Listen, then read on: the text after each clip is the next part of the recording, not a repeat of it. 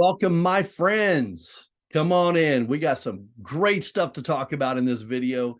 Welcome to the Alyosha Society. It's truth, beauty, and goodness. That's what we're pursuing, and we're doing it through the study of great literature, The Wasteland. This is video number 4. Brown shirt, blah, dull, ordinary, wasteland. Let's get right to it. Friends, we have so much to talk about here. I have no idea how we're even going to do it in one video, but you know, life is short. Let's at least give it a try. All right, so here it is. I have already done a lengthy introduction to poetry in general, a lengthy introduction to T.S. Eliot, historical biographical background material. I have already done a lengthy introduction to the poem itself. Can you believe it? We're actually finally going to get to study the poem. Maybe. Well, yeah, no, we are. Let's just dive right in. Here's the first thing I want to do. Friends, The Wasteland is a deep dive. It's a deep dive. You're going to see that. But I don't want you to get so lost in the bushes and the trees and the thistles and the thorns that you forget like what's the big picture. Okay, so you know it's like I'm gonna take you deep into the forest, and you're gonna get all tangled up. But don't forget what the forest is. You know. So the 5 sections of The Wasteland are Burial of the Dead, A Game of Chess, The Fire Sermon, Death by Water, and What the Thunder Said. So we're going to be looking at Burial of the Dead. Now, I've already done all the introductory stuff, so I'm not going to be backing up to rehash that. But what do you think Burial of the Dead is going to be talking about? Like why that title for the first section? Well, it's actually taken right out of the Anglican prayer book, but it's very fitting. In other words, it's what a minister would use, to read from, sort of the skeleton outline if he's performing a funeral. What is the funeral that's happening in the Wasteland? Western culture, because of World War I. Remember, World War I has smashed it all. It's in fragments. It's all rubbish and rubble now. So that's Burial of the Dead. That title should not be shocking to us at all. Let's go ahead then and dive into the big picture of the Burial of the Dead. Now, I'm not going to show the video. I'll probably do it for the live class that we meet in. The best way that I thought to imagine the way the Wasteland works is from the comedian Robin Williams. He passed away just a few years ago. But Robin Williams was known for, he did Aladdin and Mrs. Doubtfire and all those great movies. But he was known for being able to just do bam, bam, bam, bam, bam, voice impressions, one after another. You could just keep firing them away. And he could change voices at the drop of a hat and then just keep going. Friends, if that's the one image you can keep in your mind, that's how you have to picture the Wasteland. It's not really T.S. Eliot speaking at all. All he's doing is taking these fragments. Here's a voice, here's a voice, here's a quote, here's a quote, here's a quote from all these references in the Western canon of literature, and he's just throwing them out there. And so in the first section, there are 6 voices. And I'll identify them as we walk through it. There's the philosopher, there's Princess Marie, Richard Wagner, the composer. These are actually quotes from his opera Tristan und Isolde. But then I kind of sort of made this one up. The Hyacinth Girl. We'll talk about that. Madame Sosostri, she's a fortune teller. It could just be, a fortune teller. And then Dante, as in Dante's Inferno, medieval poet. Okay, now, here's, again, every once in a while I say, if you don't remember anything else, remember this. The one theme that I see interwoven throughout these 6 voices that have just come crashing in. Memory versus desire. What does that mean? I want you to imagine that you've been working, working, and you're tired and you're hot and you're sweaty and you're thirsty. But there is no glass of water for you. You're just told to keep working. You get more and more thirsty. All you can think about now is water, and you're feeling drier and more shriveled up. That is a longing for something that you can't have. It's an unfulfilled longing for the happiness of the past. Before 1914, the world was a different place. After 1914, radically different. Now, I'm not sure if I want to stick myself down there. Feel a little bit more comfortable. Although I am kind of afraid of heights. Let's get right to it. We already talked about the epigraph. I'm not going to go back to that. The Sibyl and all that, previous video. We already talked about the title. April is the cruelest month, breeding lilacs out of the dead land, mixing memory and desire. There's that memory and desire. I remember a happier time. I desire for it to be, but it is not, and it will not be. Stirring dull roots with spring rain. Now, why is April the cruelest month? We always think of April as like the happiest month. You know, winter's finally over, flowers, birds, trees. No. Eliot says not in the wasteland. Not after what Europe has been through for the past, from 1914 to 1918. No. April's now the cruelest month. Why is that? Well, there's a lot of reasons I believe that Eliot chose this as his opening line. First of all, he actually lost a dear friend of his in the month of April. So that may have stirred him a bit in that. But it's also, having just fought this tremendous war, this war to end all wars, it was a good time for military commanders to launch new offensives, because now the weather's going to get a little bit better. Well, what does that mean? Well, new offensive means more dead bodies. More fighting means more dead bodies. The other thing, way back when folks used to die in the wintertime, they couldn't bury their bodies in the more northern countries in Europe. Think about it.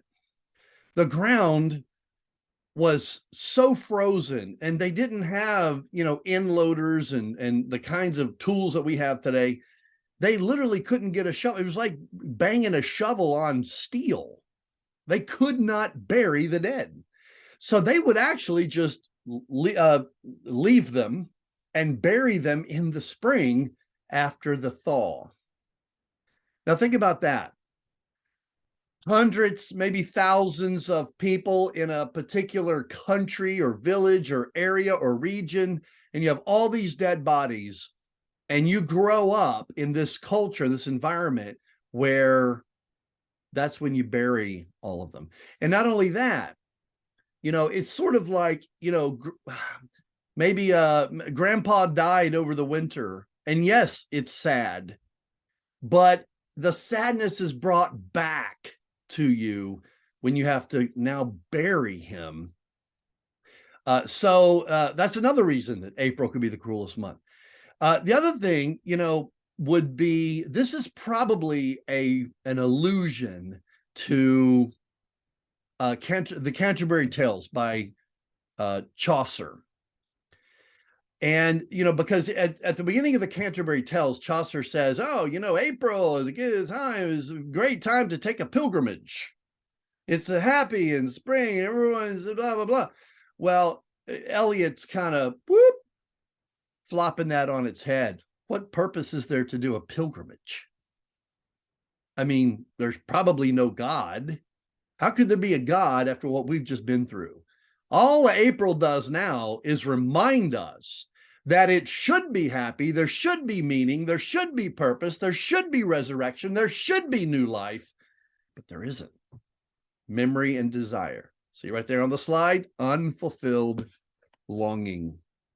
And think about this, breeding lilacs out of the dead land. So several times in this poem, T.S. Eliot pictures flowers growing, but what's actually fertilizing them is dead bodies. Now, he's not literally saying that, but maybe he is. There's so many dead bodies. Guys, 17 million deaths in World War I. That is a number that's way too astronomical for any of us to even understand. Think about 17 million bodies now 6 feet under, all throughout Europe. And of course, other countries, other continents as well. But think about it. So whatever lilacs are coming up, yeah, oh, I'm so happy April's here. Great. The lilacs just remind me, that my Uncle William was killed in World War I. Dull roots, stirring dull roots. Now, roots, another very prominent theme in the wasteland, because they're dry, they're crackly. Nothing is really good. The only thing that's causing anything to grow are dead bodies, not nutrients and dirt and living roots, dull, dead, dry. That's the wasteland. But frequently, Eliot seems to be referring to Jesus Christ often. Remember, in the Old Testament, he's referred to as the root of Jesse, as a descendant of David and Jesse. Jesus is the root of Jesse. So, but what he's saying is, yeah, that would be the one thing that would kind of give people hope. But at this point in his life, it was 1922, Eliot didn't join the church until 1927. So, what I think he's doing here is he's saying, yeah, you can hope in that stuff if you want, but there's no savior. There's no root of Jesse. There's no hero that's going to come and save the day. Stirring dull roots with spring rain. Winter kept us warm, covering earth and forgetful snow, feeding a little life with dry tuber. Now look at the slide. Those first opening lines, that's the philosopher. Kind of like the narrator, sort of, but it's the deep philosophical, it's not someone like in the middle of a conversation. It's someone pondering the meaning of life.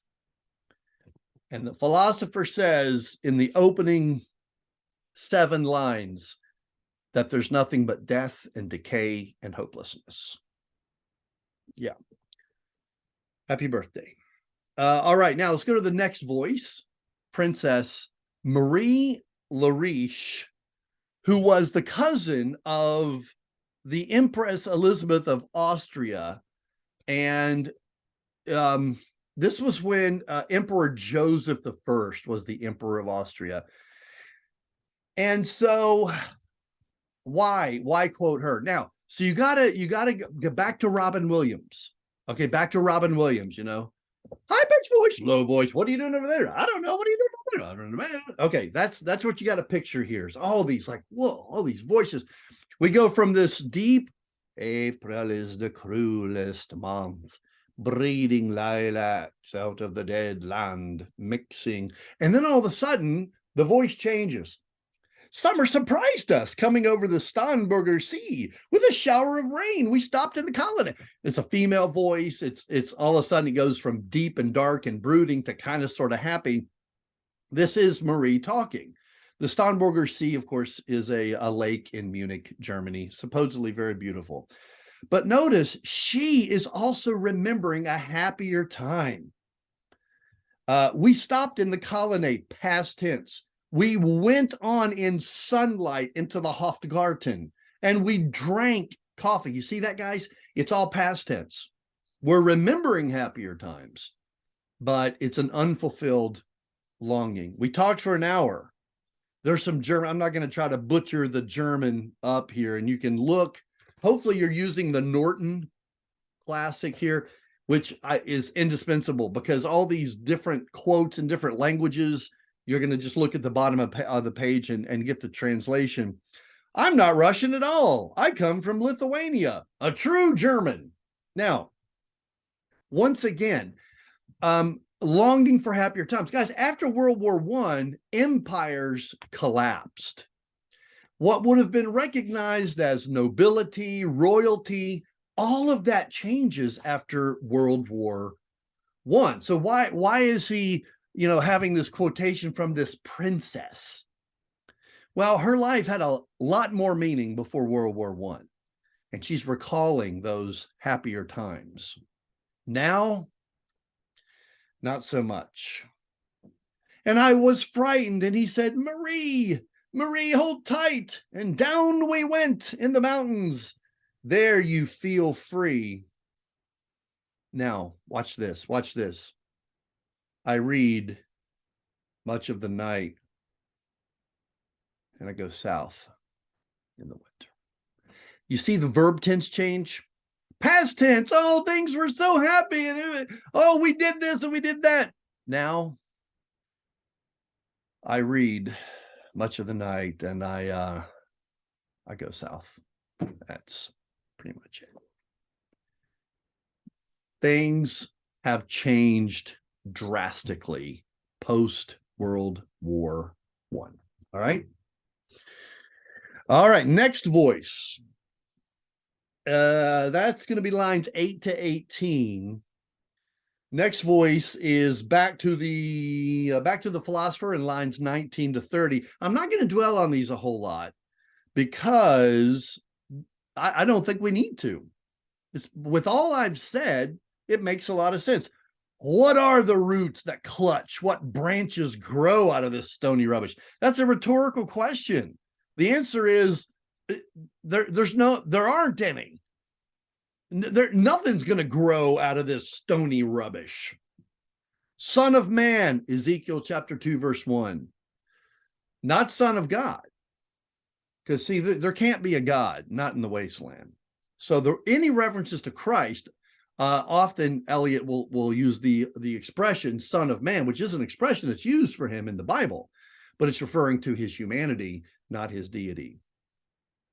You cannot say or guess, for you only know a heap of broken images where the sun beats, the dead tree gives no shelter, the cricket no relief, probably a reference to Ecclesiastes chapter 12, verse 5, and the dry stone no sound of water, only there is shadow under this red rock. Come in under the shadow of this red rock, and I will show you something different from either your shadow at morning striding behind you, or your shadow at evening rising to meet you. And I'll show you fear in a handful of dust.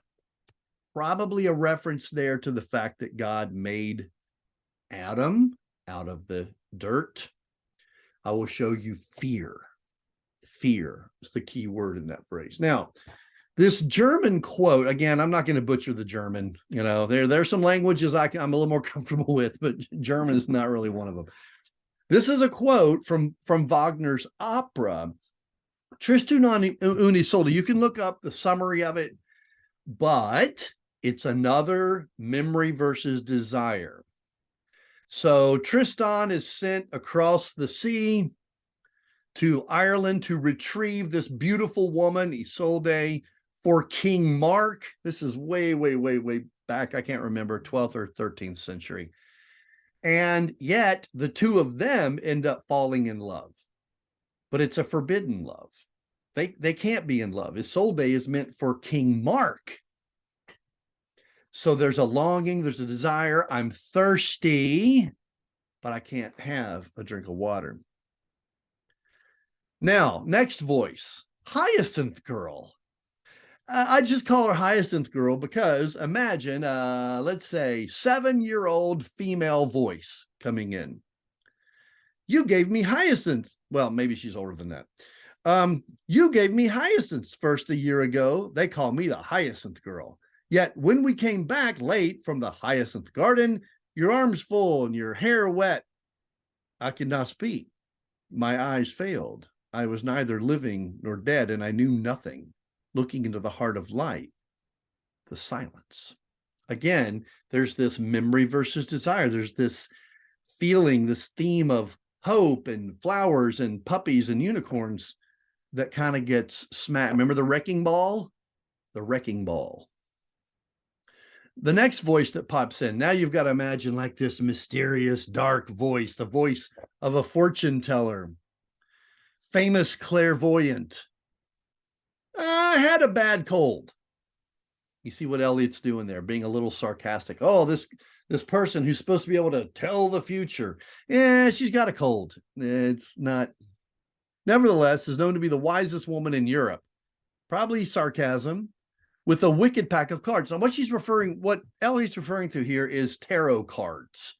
You're probably not familiar with those, but we don't participate in these kinds of activities. But people who do fortune telling, they have a deck of cards, and they're not like playing cards, but they have pictures or images or whatever on them.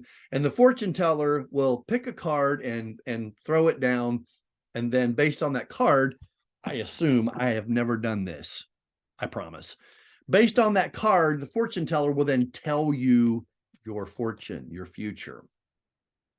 So what is happening here is that the fortune teller is putting down these various cards. Here is your card, the drowned Phoenician sailor. And we'll talk about the Phoenician sailor in part 4, but if you believed in this and you were doing it, would you want to get a card of someone getting drowned? That's Western culture. Western culture's future is the Sibyl who looks into the wasteland and says, I want to die. Those are pearls that were his eyes. Look, here is Belladonna, the lady of the rocks, the lady of situations. Here, now, again, these are all tarot cards. Here is the man with 3 staves, and here the wheel. And here's the one-eyed merchant. That's a jack. And this card, which is blank, is something he carries on his back, which I am forbidden to see. I do not find the hanged man. Now, in some cultures way back when, the folks would sacrifice someone in the village or tribe as a sort of scapegoat to appease the gods, you know, either randomly or not randomly. And sometimes they would hang him. And that cadaver was like a sacrificial, scapegoat. But there's also a reference to Christ. Christ was a hanged man. But notice, there is no hanged man here. There's no scapegoat. There's no sacrifice for you. There is no hope. There's no meaning or purpose or bright future. Happy birthday. Let's go ahead and skip down for the sake of time. New voice here at the end. Wagner, unfulfilled tarot reader. Yeah, so we got Dante and the philosopher are going to finish out part 1 here. So these references in this last section are to Dante's Inferno. And it's picturing the crowds, the masses of people outside of the gates of hell. What an image, right? So T.S. Eliot at this time was working in London as a banker. And he used to walk across the London Bridge and go to work every day. And he would see the masses of people. What Eliot is doing is he's pulling that image up out from Dante hundreds of years earlier. And he's saying, that's what I see here. It might as well be a bunch of robotic people whose lives are meaningless outside the gates of hell.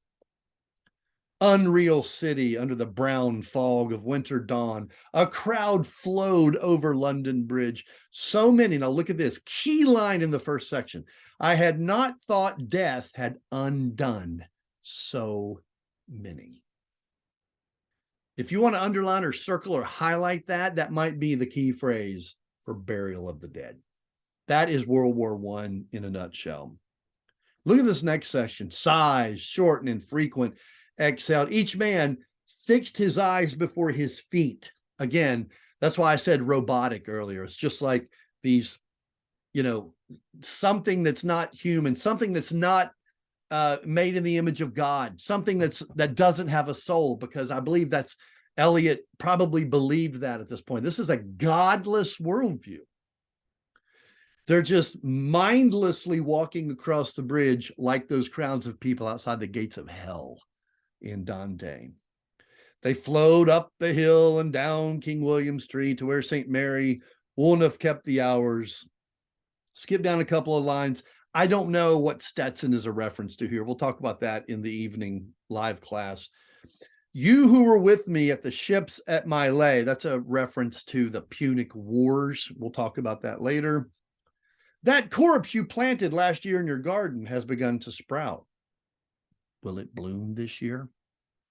He's not saying that somebody planted a corpse in their garden. What he's saying is he's referring to all those dead bodies of those soldiers who are now, fertilizing the ground. And the blooming would be plants that are growing up out of this ground that's fertilized with dead bodies. Or has the sudden frost disturbed its bed? Oh, keep the dog far hence. That's friend to men.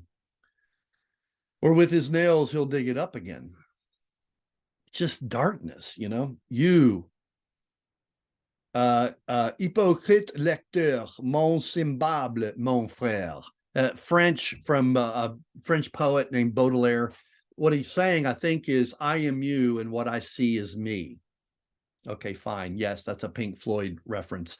But what I think he's saying is we're all this man, these people. All of us in this, all of us, we're all in this now. World War I has undone us. And as a culture, and so all of this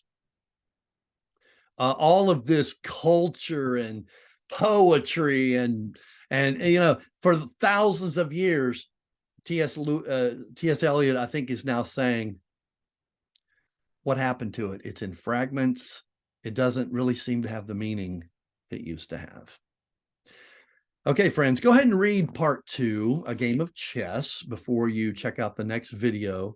But hey, cheer up. This is not our worldview. Okay, I want you to know this. We're gonna find something really happy to discuss out of it. But the good news is this is not our worldview. Yes, this is doom and gloom, and it helps us to appreciate the general mood after World War I. And for that reason, it's important. See you in the next one, friends.